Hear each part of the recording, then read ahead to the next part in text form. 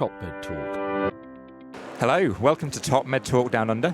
I'm Andy Cumpstey, and I'm here with my co-host Kate Leslie at the Australian and New Zealand College of Anaesthetists and Faculty of Pain Medicine's annual scientific meeting in Cairns in beautiful far North Queensland in Australia. This is a really special meeting because of the big pain medicine programme, which is enjoyed by all our pain medicine specialists and our anaesthetists here. How have you found the pain sessions, Kate? Oh, I always love the pain medicine sessions. The pain faculty have a terrific symposium on the day before the meeting, and then the highlights of that symposium are presented during the meeting. And it's always really challenging for anaesthetists because we practice acute pain medicine, but increasingly we're seeing patients with chronic pain, and we're being asked to, monitor the opioid crisis and discharge medications, and so we always learn a lot in the pain sessions. It's fantastic. And we're really honoured today to have some fantastic international pain medicine visitors here presenting at the meeting who've given or about to give plenary speaking talks.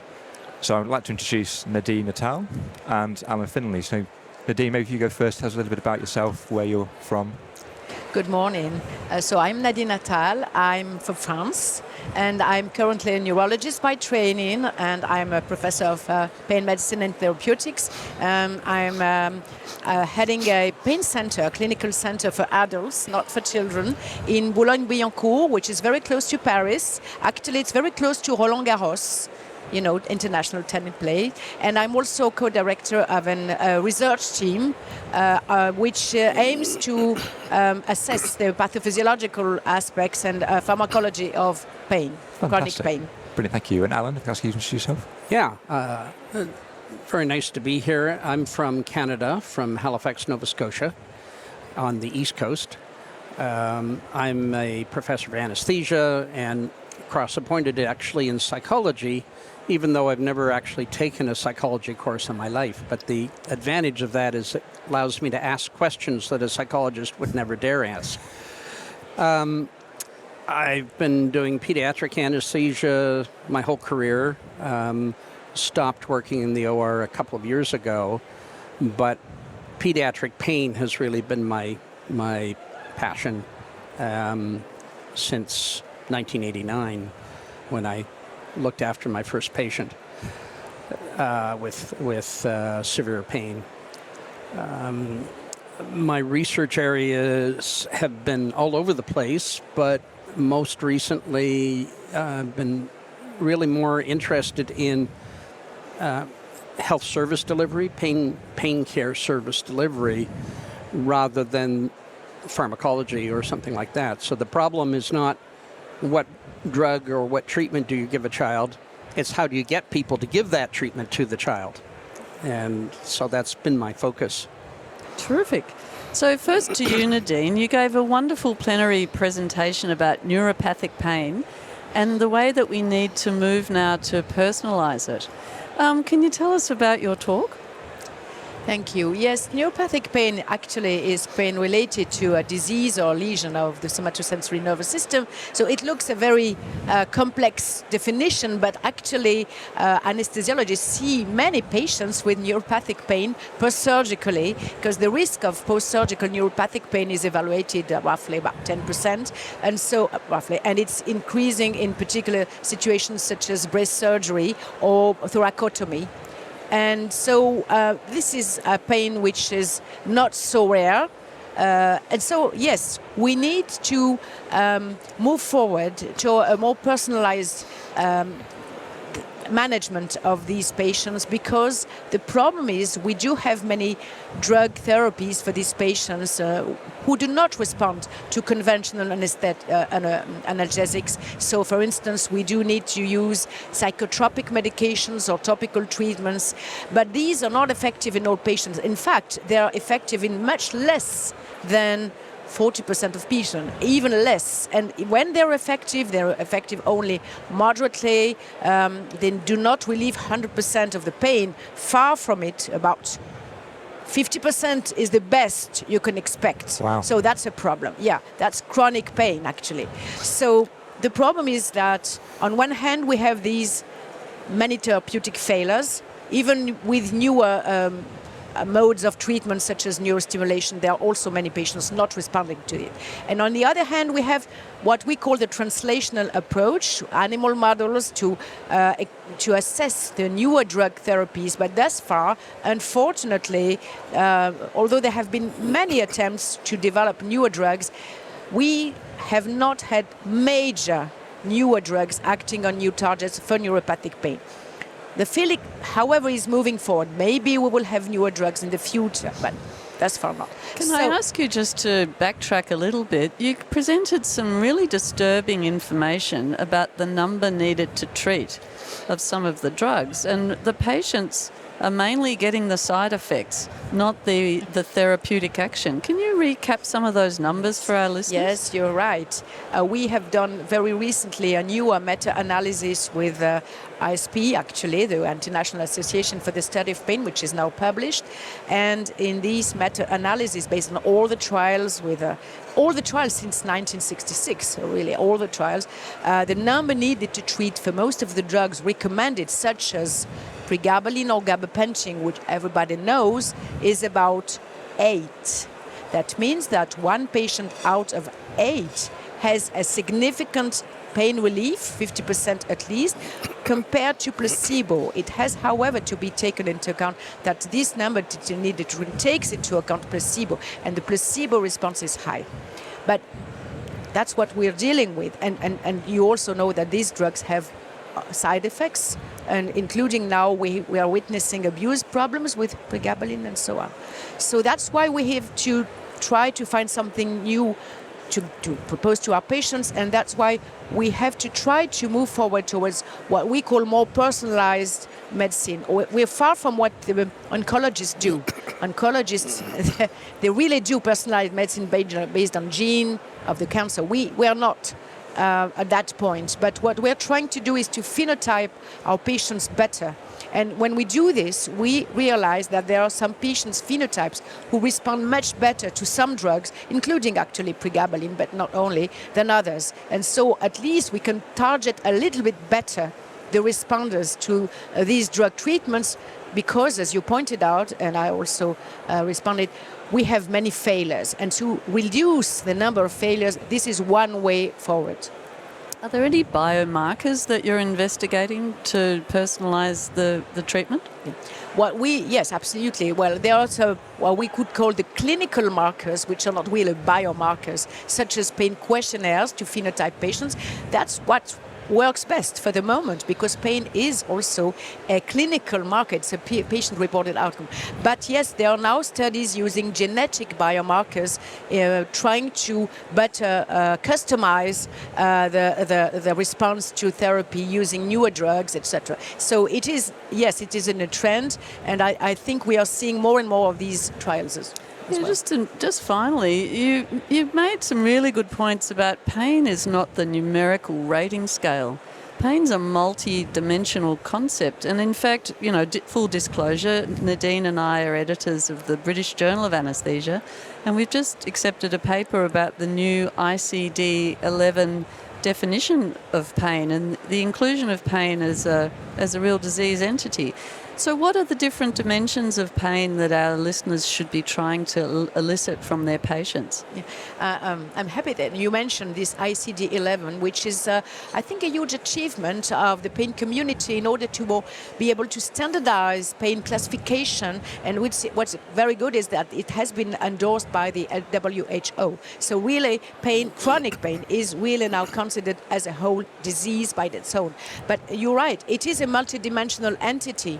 So they are multidimensional, such as, of course, the affective, the sensory dimension. But regarding specifically neuropathic pain, it is even more complex, because inside this neuropathic pain concept, there are multiple symptoms, multiple phenotypes, which can be generally separated into multiple dimensions. And we think, and there are some studies suggesting that these multiple neuropathic pain dimensions do not respond similarly to our drug treatment. So that's why the VAS, visual analog scale, or numerical pain scale to assess individual patients is absolutely necessary, but it's not sufficient to assess the multidimensionality of neuropathic pain patients. Yeah, it was really fascinating, Nadine. I really enjoyed it. Did you, Andy? Absolutely. I learned lots from the session, and I'm just going to bring Alan back in at this point as well. But I think, so we've heard lots of fascinating work and progression in adult pain medicine from Nadine there, but can you tell us a bit about paediatric pain, Alan? Yes, looking at all types of pediatric pain, it's been an amazing 30 years because 30 years ago, many clinicians would have said, oh, those babies don't feel pain, or they're just behaving because they're upset. And now I think nobody would say that. But nevertheless, we still don't have good pain prevention and pain treatment within the scope of what we're capable of doing. Research is important. Obviously, we need to do much more, but we already know enough to prevent almost all procedure pain, needle pain, to treat most postoperative pain, and chronic pain in children and adolescents, which is a much bigger problem than most people realize, is still something that we can do a lot with using a multimodal, multidimensional team approach. So how common is chronic pain in children and adolescents? The epidemiology suggests up to 20% of children and adolescents in the community have a chronic pain of some degree, and maybe a quarter or a third of those have severe pain that interferes with school attendance, social development, friendships, and really affects their lives. Wow. One of the points I make quite often is that, if you miss 2 years of work in your 40s, that's unfortunate, but most Western kind of developed countries have resources to support that. What if you missed the last 2 years of high school? That's huge. That affects your whole life. And so that issue is very important, and there aren't any countries currently that have the resources to manage the number of children and adolescents in a proper multidisciplinary team clinic that are out there. So that's a big issue. We use basically all the same drugs, gabapentinoids, tricyclics, non-steroidal anti-inflammatories, very little opioids in pediatric chronic pain because they don't work. And my feeling echoes the great work that Nadine's doing in a way, in that a drug like gabapentin can be magical in some patients. The problem is we're not smart enough to recognize which patients they should be used on. I was about to ask you about that exact question. Which is why the NNT is so high. Yeah. Because if you give it to everybody, sure, it's only going to be working on a few, but if you could identify the few ahead of time, then you'd get an NNT that's very low. So that's the current problem, and that's why we look to people like Nadine to help work out the mechanisms and help us figure out how to identify those. What I'm actually talking about here at the Congress, I've got two talks today, and one talk today and one tomorrow, that are sort of linked in a way. The big issue in pediatric acute pain, especially, and procedure pain, is not what drug to give, it's how to get people to give the drugs or to do the psychological and physical treatments. So I've been involved in a couple of initiatives which are hoping to overcome those barriers. This afternoon I'm talking about Childkind International, which you can look up at childkindinternational.org, which is a program to accredit or certify hospitals that have policies, protocols, regular assessment standards, and education and quality assurance about children's pain in the hospital. So it's something that is attractive, hopefully, for hospital administrators to support, and provides a framework for people in the trenches who would like to make things better but kind of don't know where to start. Yeah. So that's one. A related project in many ways is what I'm speaking about tomorrow, which is the development of the National Pediatric Pain Standard that Canada produced 2 years ago, first in the world. And it's a very comprehensive layout of what you need to provide good pediatric pain care in hospital. Not only, how you deliver pain prevention for procedures and pain treatment, and how you need to compose a team to provide these things, but also probably, maybe even more important, what the responsibility of the hospital administration is to support that and ensure that that's happening. So it imposes a requirement not only on the clinicians for the type of care, but on the institution to support and obviously fund that care. So that hopefully will become part of hospital accreditation in Canada, which hospital administrators are very excited about every 5 years, and is available, around the world. The Canadian accreditation standards are used in hospitals all over the world, so it's available free of charge for anybody to look at. So looking forward to hearing more about that tomorrow, but can we have a bit of a sneak preview now just for Top Med Talk Down Under and what sort of things are in that standard and what things should be being considered? Well, it's actually, although it came some years after the child-kind criteria were developed, it's really not that much different. You need to have policies about pain. You need to have protocols for the types of pain that you need to treat. You need to have standards. You need to have proper training of staff, proper information for families so that they are part of that team and understand what's happening. You have to monitor to make sure that those standards are being met. So all of those things go together. One of the examples I use when I'm talking about child-kind is that if you have a pediatric oncology program in your hospital, you probably need a protocol to manage pain from mucositis from chemotherapy, because lots of kids will get a week or two of significant pain from the consequences of chemotherapy. So it makes sense to have a protocol set up for that. If you don't have a pediatric oncology program, you probably don't need that protocol. But every hospital basically pokes children with sharp objects. Every hospital does blood tests, intravenous catheters, biopsies, puts in nasogastric tubes, does all sorts of things that can be incredibly painful, and children don't rationalize repeated painful procedures the way an adult might. You might say, oh, they're going to do this, and I know it's going to hurt, but it'll be over quickly, and it's really important. Children don't do that. Everyone gets worse because they anticipate the next one.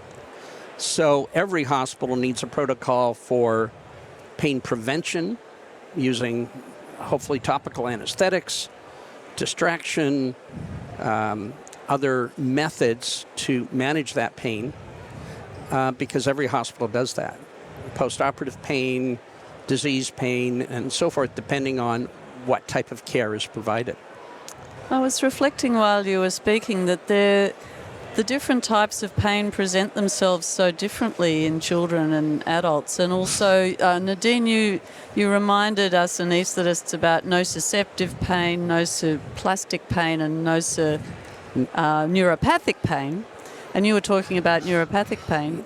But for us anaesthetists, what are the behaviours and the appearances and the things that adults and children say when they have those three different sorts of pain? How can we get clues from taking a history or observing our patients? Well, regarding adults, it's true that, that's the same for children. For instance, neuropathic and nociplastic pain, and nociplastic is really even more complex, but they have symptoms in common.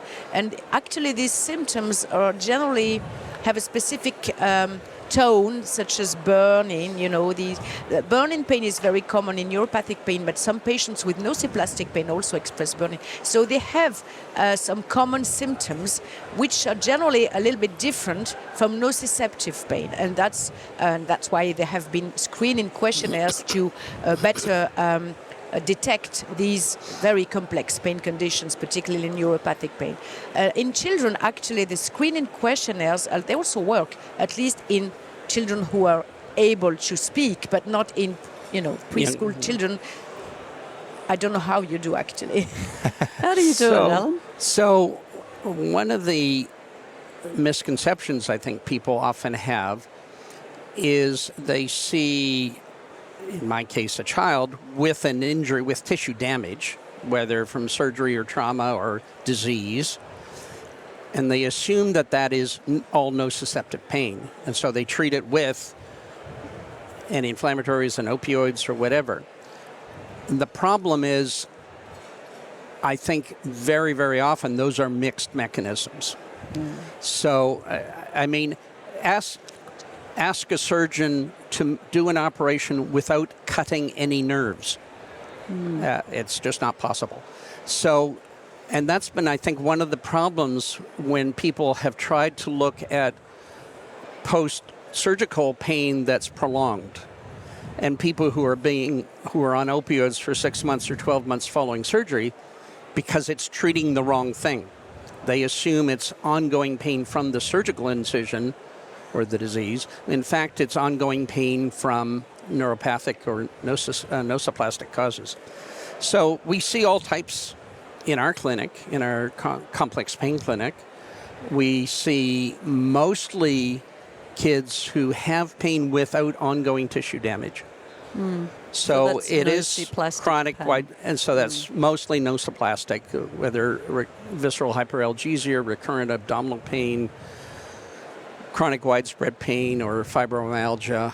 I tend not to use the term fibromyalgia because if a 16-year-old Googles that, it will freak them out because what's on the internet is so frightening and inappropriate for this situation in kids. A lot of the kids we see in our clinic get better and the pain goes away, and often without medication. So, it is a bit of a more attractive area to work in than adult chronic pain. It's been my observation that my patients with neuropathic pain and nociplastic pain have a higher degree of distress. That catastrophizing triad of magnification, rumination, and hopelessness that is confusing to anaesthetists because it appears to be inconsistent with what we observe about their injuries. Is that a truism true, or? You're quite right. Actually, there are much more similarities between chronic pain conditions than between chronic and acute pain. I mean, there's a whole gap between acute and chronic pain. Of course, there's a period in which acute becomes chronic sometimes, but when the pain is really chronic, even in nociceptive chronic pain, actually, you do have an impact on everyday life, and you do have an impact on sleep, quality of life, of course. You do have several depressive symptoms, anxiety, and so on. And this is not necessarily very different, as you mentioned, between neuropathic, nociplastic, and even some nociceptive pains, actually. But what is important is also to keep in mind that chronic pain induces depression, anxiety, sleep disorders. But conversely, and this has been very well found in the surgical context, anxiety, high level of catastrophizing, depressive symptoms, even alexithymia, and even some cognitive inflexibility, all these independently predict chronic post-surgical pain up to 1 year or even more. And now there are even algorithms including these items because it's really important. So there's a bidirectional link between chronic pain, neuropathic, nociplastic, and these psychosocial symptoms. So mental causes pain, and pain causes mental problems. Yeah, it's maybe not mental in the sense wrong of, word. Yeah, but Yeah. Absolutely right. Depressive symptoms and anxiety symptoms and so on. Yes. Yeah. I mean, I would say, though, part of the issue is that if you have a chronic, especially neuropathic type pain that nobody's able to do anything for, it's totally reasonable to be anxious and depressed. Yes. It's not a, it's not an abnormal condition to, many of the kids we see in our clinic, they've been to multiple practitioners who have all told them what it isn't, but nobody's told them what it is.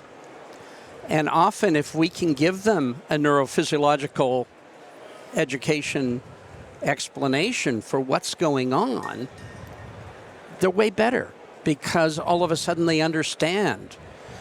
The girl who has an ankle inversion sprain 2 years ago and she still has pain, and the surgeons keep saying, no, it's all healed, it's fine.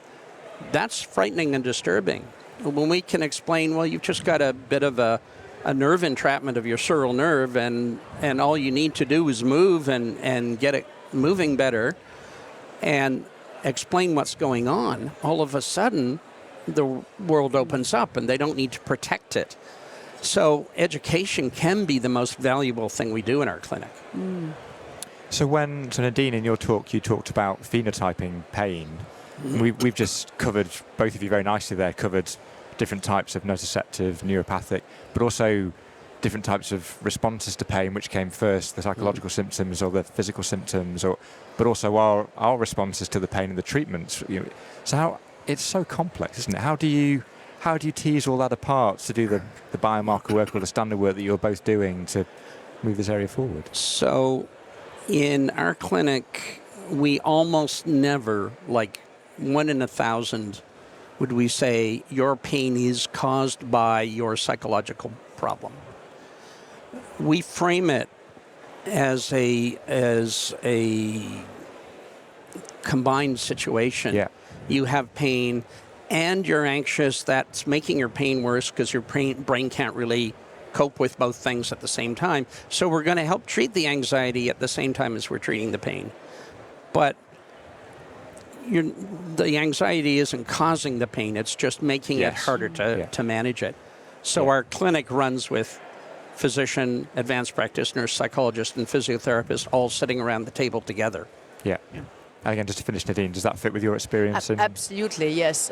All that you have said is true for adults. We do what we call now neuroscience education, but it's exactly the same. That means we explain not only you should avoid things on these, we explain what is the pain, the controls, the modulation.